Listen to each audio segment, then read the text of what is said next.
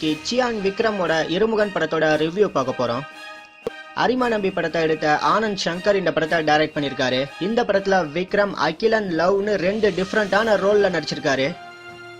இந்த படத்துல சியான் விக்ரம் ஒரு அவார்ட் வின்னிங் பர்ஃபார்மன்ஸை கொடுத்திருக்காரு. ஃபர்ஸ்ட் இன்ட்ரோ சீன்லயே அடி வாங்கிட்டு திரும்பி ஒரு லுக் ஒன்று கொடுப்பாரு. அந்த ஒரு லுக்குக்கு தியேட்டர்ல கண்டினியூஸா ஒரு நிமிஷத்துக்கு கிளாப் சவுண்ட் கேட்டுக்கிட்டே இருக்கு. அந்த அளவுக்கு விக்ரமோட பர்ஃபார்மன்ஸ் அந்த சீன்ல இருந்தது.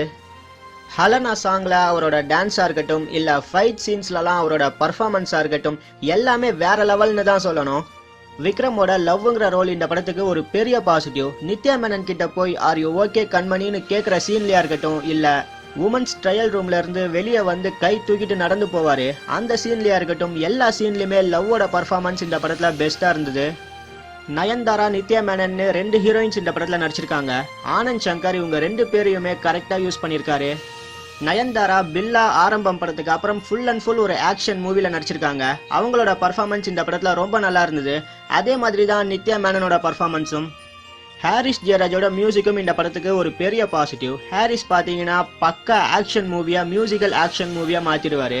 2012 ரிலீஸ் ஆன துப்பாக்கி படத்திலயும் சரி, 2015 ரிலீஸ் ஆன எண்ணெய் எறிந்தால் படத்திலயும் சரி, இந்த ரெண்டு படத்திலுமே படம் ஃபுல்லா மியூசிக் டிராவல் ஆகும். அதே மாதிரி தான் இந்த இருமுகன் படத்திலும். இந்த படத்துல வந்த ஒவ்வொரு பேக்ரவுண்ட் மியூசிக்கும் இந்த படத்துக்கு ஒரு பெரிய பிளஸ்ன்னு தான் சொல்லணும்.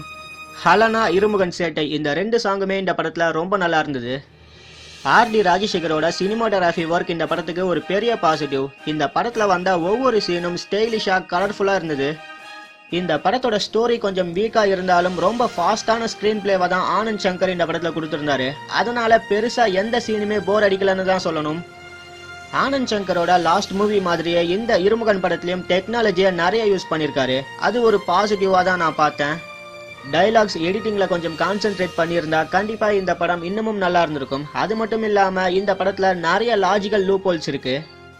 இந்த சின்ன சின்ன விஷயங்களை சரி பண்ணியிருந்தா கண்டிப்பா இந்த இருமுகன் படம் இந்த இயரோட ஒரு பெஸ்ட் மூவியா இருந்திருக்கும். இந்த படத்துல வந்த இன்டர்வல் சீன், ஹாஸ்பிட்டல் சீன், இந்த ரெண்டு சீன்லயுமே ஆனந்த் சங்கர் பெருசா ஸ்கோர் பண்ணிருக்காரு. குறிப்பா சொல்லணும்னா அந்த இன்டர்வல் சீனோட ட்விஸ்ட் இந்த படத்தோட ஒரு பெரிய ஹைலைட்னு தான் சொல்லணும்.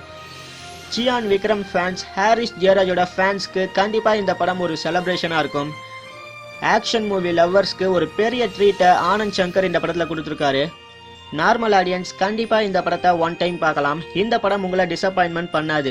இந்த படத்தை பார்க்கணும்னு நினைக்கிறவங்க தியேட்டருக்கு போய் பாருங்க.